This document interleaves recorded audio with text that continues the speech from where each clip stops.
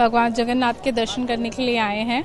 हम चंडीगढ़ से आए हैं और मैं बस यही कहना चाहूँगी कि महाप्रसाद जो है जूते चप्पल उतार के आराम से बैठ के नीचे ज़मीन पे बैठकर खाना चाहिए। यही हम अपने बेटे को सिखाने के लिए यहाँ पे लेकर आए हैं और यही हमें सिखाएंगे, तभी जाके वो आगे इस चीज़ को फॉलो कर पाएगा। और सबसे बड़ी बात है, परंपरा क्या कहता है सनातन हिंदू धर्म?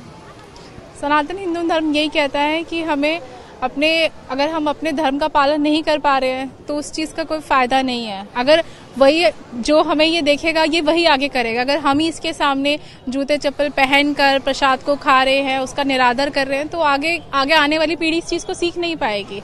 वो हमारे हाथों में ही है कि हमें उसको सिखाना है और आगे इस चीज़ को हजारों सालों तक जैसे हम लोग लेकर आ रहे हैं और ये लोग हजारों सालों तक आगे लेके जाएं।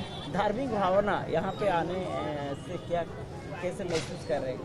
बहुत अच्छा फील कर रहे हैं। मैं अपने परिवार के साथ यहाँ पर आई हूँ और पॉजिटिव फीलिंग है और इसी फीलिंग के लिए इतनी दूर से हम लोग यहाँ पर आए हैं। एक्चुअली कि मैं प्रतिक्रिया ले रहा हूँ, कुछ लोग महाप्रसाद टेबल में बैठ के खा रहे थे और उनके साथ उनके बेटे सब बैठे हुए थे। आप जैसे कह रहे हैं कि मैं मेरा बेटा को सिखा रहा हूँ, वो उसके लिए क्या कुछ प्रतिक्रिया होना चाहिए आपका?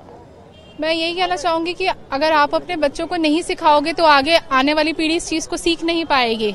अगर वो अभी से ही इस तरीके से टेबल पे बैठ के महाप्रसाद को खा रहे हैं तो उनके आने वाले बच्चे तो वो खड़े खड़े कहीं भी खा लेंगे, कहीं भी पब, उनके लिए कोई ज्यादा मायने नहीं रखेगा कि आप क्या चीज खा रहे हो, कहाँ पर खा रहे हो, मंदिर है या क्या है, उनके लिए सब चीज बराबर ही है।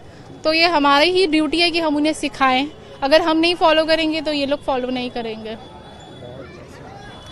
चंडीगढ़ से आए हैं परिवार के साथ, तो अभी बहुत ही अच्छे विषय पे बात की जा रही है, प्रसाद खाना। जैसे हम बड़े होते हैं, हमारी माँ हमें पानी पीना सिखाती है, किताब पे लिखना सिखाती है। हम स्कूल जाते हैं तो हमें क्लासरूम टीचर पढ़ना सिखाती है, कैसे बैठना है, कैसे यूनिफॉर्म डालनी है। तो इसका क्या मतलब? इसका मतलब यही है कि हर चीज़ का एक डिसिप्लिन है, तो हमें उस डिसिप्लिन को फॉलो करना चाहिए।